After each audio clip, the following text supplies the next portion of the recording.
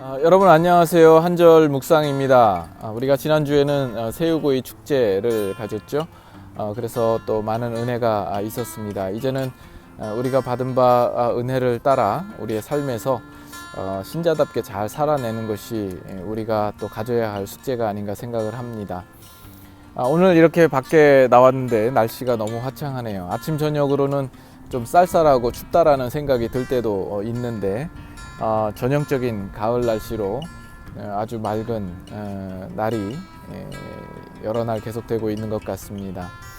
오늘 함께 나눌 말씀은 출애굽기 18장 22절 말씀입니다. 그들이 때를 따라 백성을 재판하게 하라. 큰 일은 모두 네게 가져갈 것이요 작은 일은 모두 그들이 스스로 재판할 것이니 그리하면 그들이 너와 함께 담당할 것인즉 일이 네게 쉬우리라.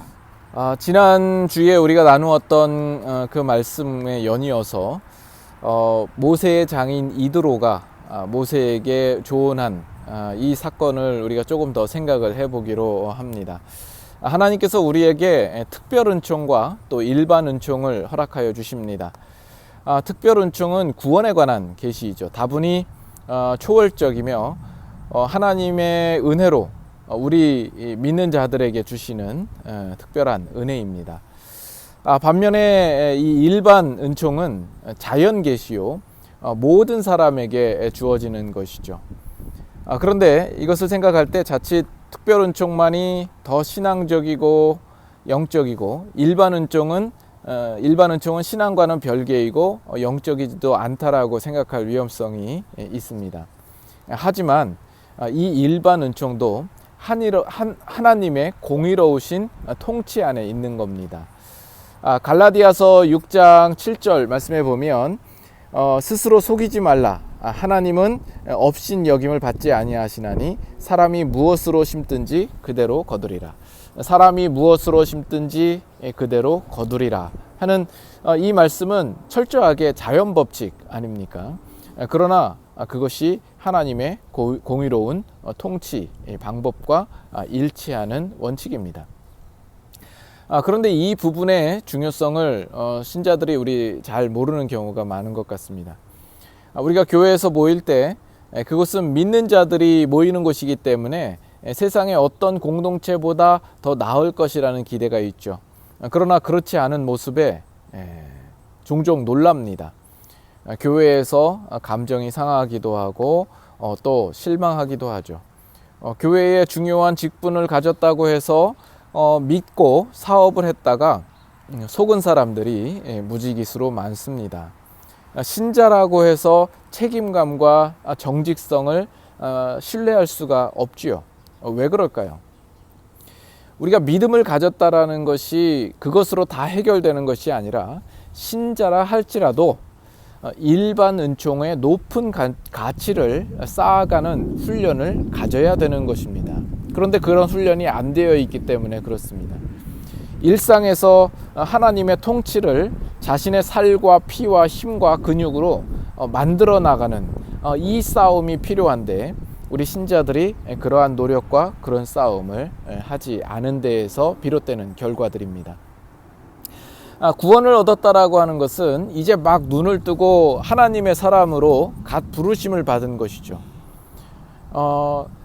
그런데 그 이후에 우리에게 허락되는 것이 구원 은총처럼 기적같이 한꺼번에 우리에게 주입되는 것은 아닙니다.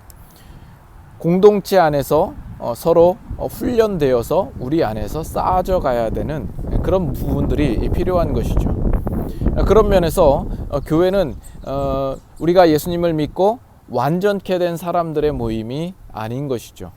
이제 막 생명을 얻은 사람들입니다. 그래서 갓난아기부터 또 장년에 이르기까지 다양한 영적인 나이의 사람들이 모여서 훈련하는 훈련소와 같은 것입니다. 마태복음 25장에 양과 염소의 비유가 있죠. 예수님이 내가 줄일 때 또 옥에 갇혔을 때 너희가 참 잘했다. 내 이름으로 물 한 그릇 가져다 준 것 참 잘한 일이다 말씀하시죠. 그 일들은 뭐 특별한 일이 아닙니다. 일반 은총과 관련된 일이고 자연 질서 안에서 주어지는 일이고 보편적인 삶의 정황 속에서 하나님의 사람으로서 회복된 자의 자리를 지켰는가, 이거를 묻고 있는 것입니다. 우리는 그 사실을 지금 이드로에게 배우고 있는 겁니다. 사소한 일상을 통하여서 거기에도 하나님의 손길이 있고 우리가 배울 것이 있고 우리가 깨우칠 것이 있는 것이죠.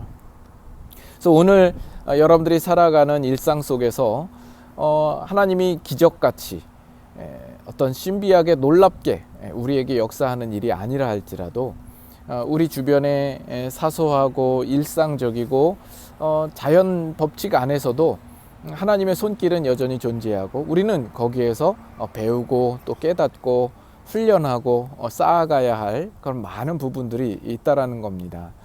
이 사실을 기억하고 오늘 주어진 이 하루의 삶이 우리에게 귀한 하루요, 우리에게 주신 또 좋은 기회라는 사실을 알고 기쁨으로 감사로 주어진 삶 잘 사실 수 있는 여러분들 되실 수 있기를 소망합니다.